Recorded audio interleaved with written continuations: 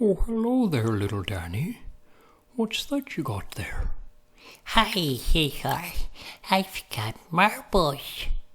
Marbles, eh? I'm a collector of marbles too. What kind of marbles you got? I've got green swirlies. Green swirlies? Oh, sure, buddy. Those are great and all, but you need to have angel eyes. Angel eyes? Those are garbage. Those are for old people. Oh, old people? What are you talking about? They're for... everybody likes them. No, you're for old people. You're an old man. Hey, guys. Why are you fighting? He said my marbles are no good. Don't fight. They're just grass balls. Grass balls? Oh, you lost your mind, old lady. You're going to grow up in those shoes. You gone crazy. Geezer lady.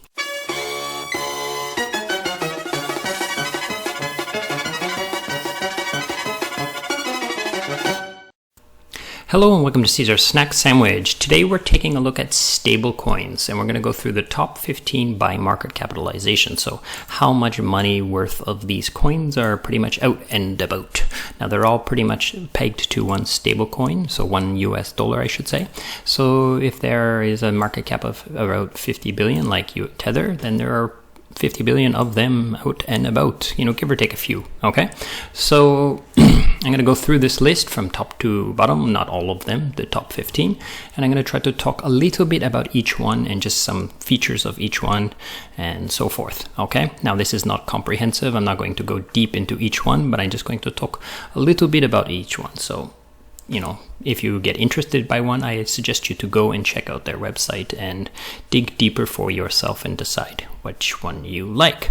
Now, why do people like stablecoins? Well, there's several reasons. One, generally speaking, they can get good yield somewhere, like APYs, good returns on some farms and so forth, and liquidity pools and so forth. They're pretty safe to use because, $1 US and $1 US, there's no impermanent loss, relatively, usually speaking.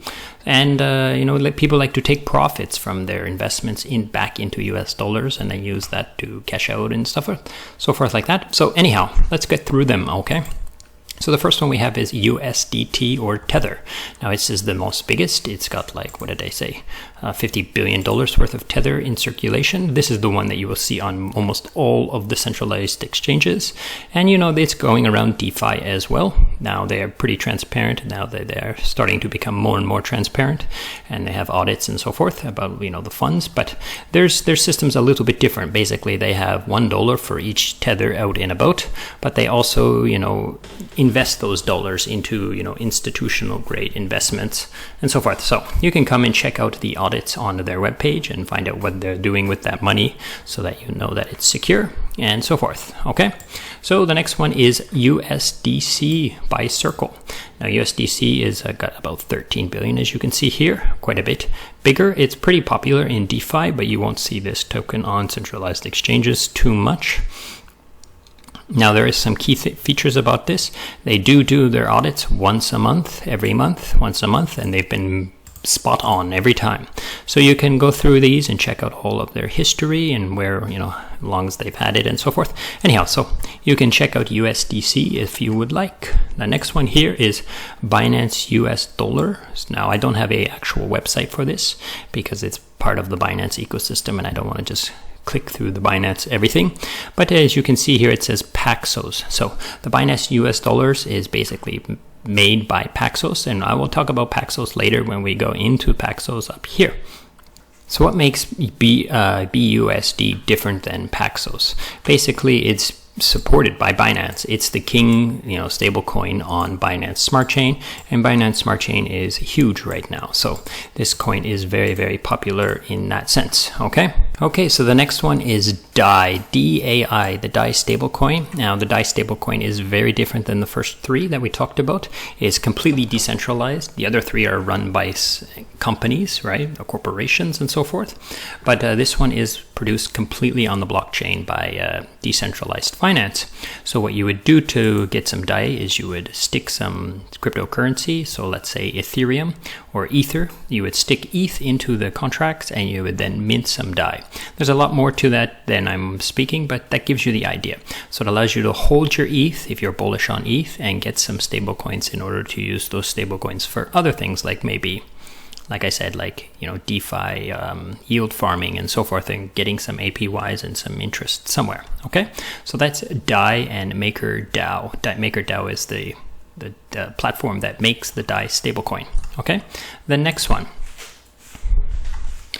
The next one is Terra Money, or USDT. Okay, USDT is the stablecoin of Terra Luna. Now, Terra Luna is a very special one, and basically what it is it's a stablecoin that's minted based purely on the Luna token. Now, it's a lot more complicated than that. Basically, you know, they put Luna tokens and you can turn them one-to-one into UST tokens and try to expand the price. Now, there's a very good video here. If you click on this video, it'll explain it very clearly and you'll understand very clearly what's going on inside there. But basically, there are two tokens.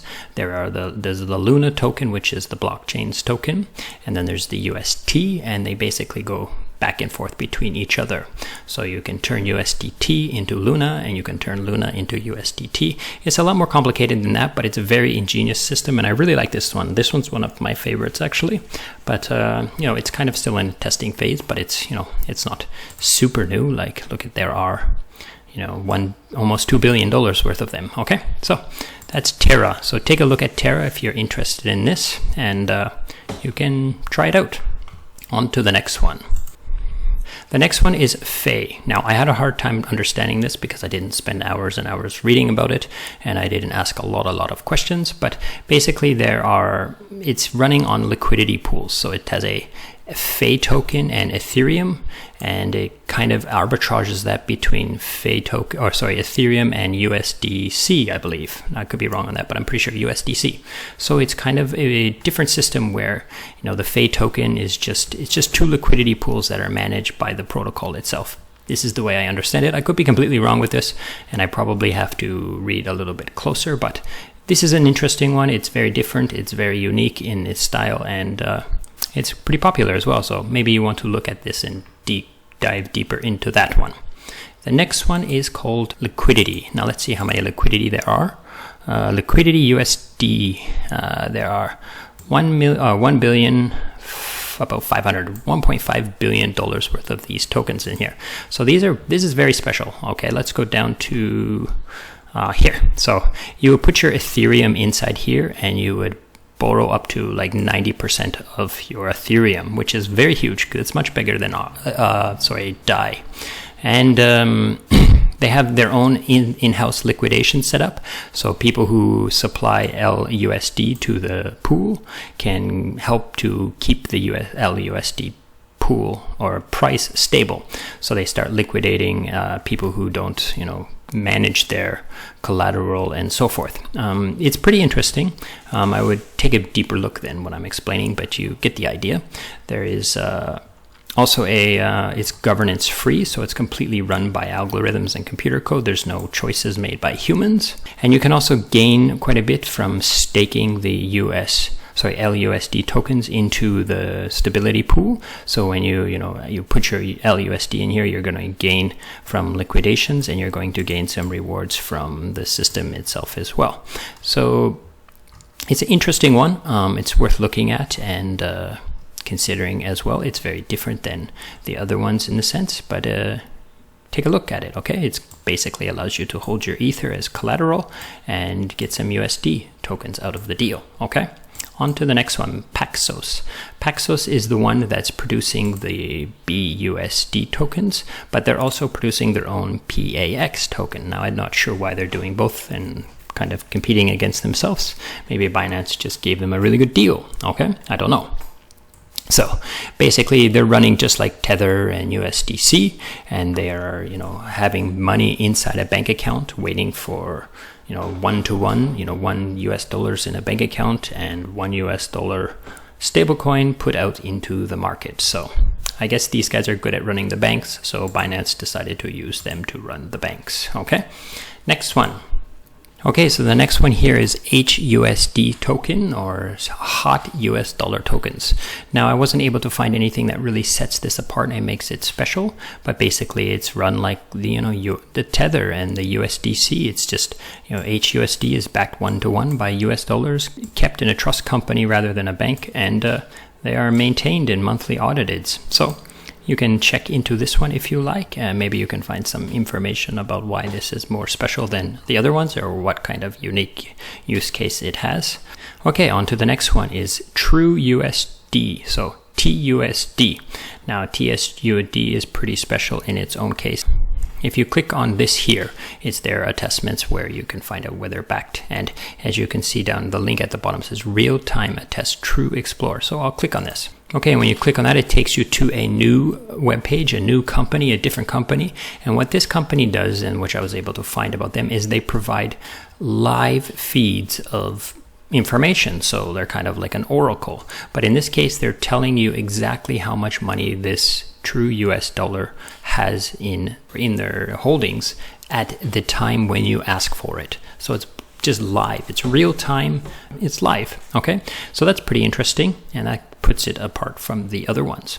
Over to the next one here. Now, Neutrino is very similar to Terra Money, like the UST token that we talked about here quickly, but it's on a different blockchain. It's on the Wave blockchain.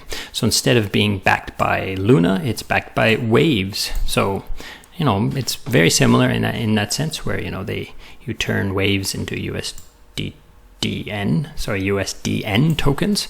So you can take a look at this, especially if you're using the Waves protocol. It's going to be pretty good. And I think I forgot to mention that this this Terra token is also on its own blockchain, so it's very quick and very cheap to use. Okay, the next one over is Synthetics. Now, Synthetics is one of the first ones to make a stablecoin that is not backed by any real US dollars, and it's backed by the SNX token. So basically, this is a complicated one. This is difficult to understand and how to use it exactly how it's supposed to be. But you can just buy the SUSD token on the market. But basically, how it's made is that people take their SNX tokens and they stake it into the protocol, and it's used for trading and providing to their trading platform, so people can trade and so forth. It's complicated. Okay, it's very difficult to completely understand, but it's been around for a long time, and it's quite strong, but, you know, it's down on the list. Okay, so the next one on the list is Vi by Venus Protocol. It's on the Binance Smart Chain.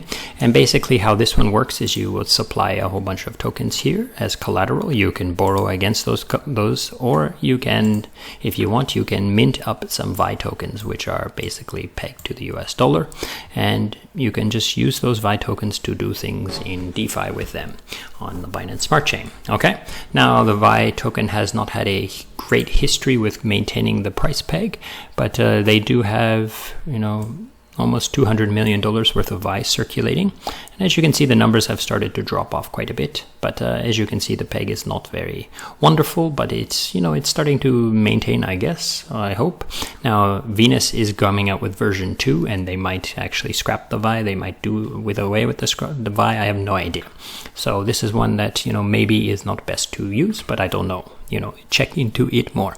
So the next one we're going to talk about is USDP. And USDP is minted up by providing a whole basket of different things. You could provide any of these different things, and you could mint up some USDP tokens based on the value that you supplied. Now, there's a lot of things to choose from, and so let's say you were to put I don't know, Hedgic in here, you could mint up some USDP based on the amount of Hedgic. It doesn't combine these pools, so you don't get all the value. It's basically you have to put enough to borrow enough, right? Now, I did a whole video on this. You can watch it through my channel if you feel like knowing more about this one. I've done videos on a lot of these things, so you can Maybe I'll go through the list of videos on my channel and show you which ones I talked about already. Okay, the next one we're going to talk about is Frax. Frax is a very special one. It's very unique in that it is partially stabilized algorithmically and partially backed by collateral. So actually it uses Usdc tokens for the backing here, and then the rest is just done through mathematical changing of supply and demand, or supply be based on demand and lack thereof demand. So it's a complicated one, and you have to really dig into this one deep and try to understand it, but it seems to be working well enough, like in that it's holding its peg pretty well. As you can see, it's pretty straight across. Now I could go in there deeper and like look more than 7 days and so forth, but I think it's actually performing quite well for a algorithmic stablecoin. There's a lot more stablecoins in here that you can look through and try to find out which ones you like. Now $, I have a video on this, and as you can see, it's a purely algorithmic stablecoin, and it's kind of I don't want to say it's crashed and it's burned, but it looks like it has, right? That's the way it appears, and the same with Basis Dollar. So it seems to have been a failed attempt, right? So anyhow, you can consider these ones and look at them deeper. I'll put links to all of these websites in the description below, but let's take a look at my channel. Okay, so here we are on Caesar Snack Sandwich channel, and this is where I've taken some deep dives into some of these things. So this is the unit protocol that I talked about, the Usdp token. You can watch this to learn about that. This one here talks a little bit about Anchor and the Mirror token, but if you really want to know more about the Mirror token, I would suggest you to watch the Mirror token. This one talks about a stablecoin called MStable, and this is worth watching and interesting, but it's not high on the top 15, so I didn't cover it in the video. This is the Mirror protocol, and I talk a lot more about the Tether or the USDT token in this video here, so you can consider watching that one. This is the failed $B token that maybe I don't want to say it's failed, but it's very probably failed, and these two. So I did 2 videos on this because it was pretty crazy APYs at that time, and it was working quite well. And this video here is quite good for new people who are like just making some investments and stuff. I talk about actually taking profits and taking out profits to stablecoins and what to do with them.